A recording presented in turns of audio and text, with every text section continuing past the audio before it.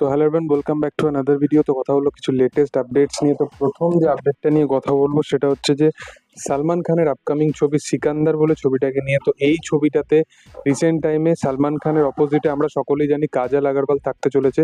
তো কাজল আগরওয়ালের সাথে সাথে এখানে আরেকজনের নাম উঠে এসছে, সেটা হচ্ছে সলমান যোশী। তো সলমান যোশীও কিন্তু একজন ভালো মাপের অভিনেতা।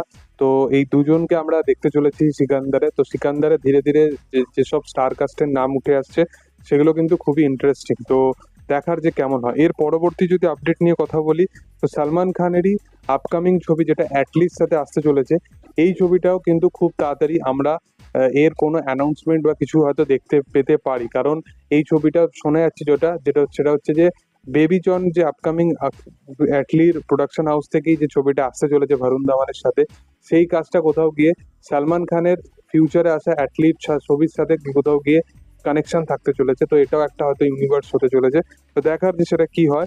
এর পরবর্তী যদি আপডেট নিয়ে কথা বলি, তো তুম্বার 2 কে নিয়ে। তো তুম্বার 2 যখন মুক্তি পেয়েছিল, প্রথম দিনে তার যে কালেকশন ছিল সেটা খুব জোর 1,80,00,000 এরম সামথিং ছিল। তো এই ছবিটা কিন্তু রেকর্ড কালেকশন করেছে। প্রথম দিন এই ছবিটা প্রায় 1 কোটি না 1.5 কোটির কালেকশন করে, এবং সেকেন্ড দিন এই ছবিটা 4.5 কোটি টাকা মতো কালেকশন করে, যেটা একটা খুব ভালো কালেকশন। এবং অডিয়েন্স কিন্তু এই ছবিটা লিটারেলি রিলিজটা দেখতে যাচ্ছে। তো ভালো ছবি যদি কেউ বানায়, তো একদিন না একদিন সেটার পরিণাম সে পাবেই। তো সেটাই এখানে মানে তার বড় এক্সাম্পল তুম্বার। এর পরবর্তী যদি আপডেট নিয়ে কথা বলি, তো দেবের টেক্কা ছবিটাতে তোমরা টিজারটা যদি ফলো করো, সেখানে একটা র্যাপ ভার্সন আমরা দেখতে পেয়েছি। তো র্যাপ ভার্সনটা কালকে দেব একটা স্টোরিতেও ছাড়ে, এবং র্যাপ ভার্সনটা কিন্তু অডিয়েন্সের মধ্যে দারুণভাবে অ্যান্টিসিপেশন ক্রিয়েট করে দেয়, এবং র্যাপটা কিন্তু শুনতে কিন্তু দুর্দান্ত লাগছে। তো দেব এরকম একটা কাইন্ড অফ মানে তার ছবির মধ্যে এক্সপেরিমেন্টাল জিনিসপত্র কিন্তু করতেই থাকে। তো এই র্যাপটা যদি ইন্ডিভিজুয়ালি যদি মুক্তি পায় বা সিনেমার মধ্যে যদি ইউজ করা হয়, সেটা কিন্তু দেখতে ব্যাপক লাগবে।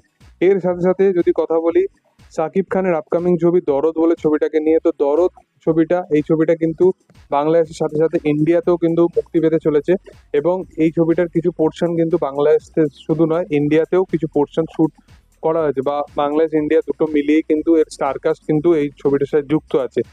এই ছবিটার যে রিলিজ নিয়ে ভাবনা চিন্তা করা হচ্ছে, সেটা হচ্ছে এই ছবিটা কিন্তু 1 নভেম্বর কিন্তু এই ছবিটা মুক্তি পেতে চলেছে। যেটা যদি সবকিছু ঠিক থাকে, তাহলে এই ছবিটা কিন্তু নভেম্বরের প্রথম মানে দিনই এই ছবিটা চলে আসবে, যেটা সম্ভবত এই ছবিটা দিওয়ালি টাইমে হয়তো আসতে পারে। তো দেখার যে সেই টাইমে একটা অবশ্যই অনেক ছবি মুক্তি থাকবে। তো দরদ বাংলাদেশে তো ভালো একটা কালেকশন করবেই, এবং ইন্ডিয়াতে বা এখানে কিরকম কি কালেকশন করে সেটাই হচ্ছে দেখার। রিসেন্ট টাইমে তুফান ছবিটাও আবার কোথাও রিলিজ করানো হয়েছে।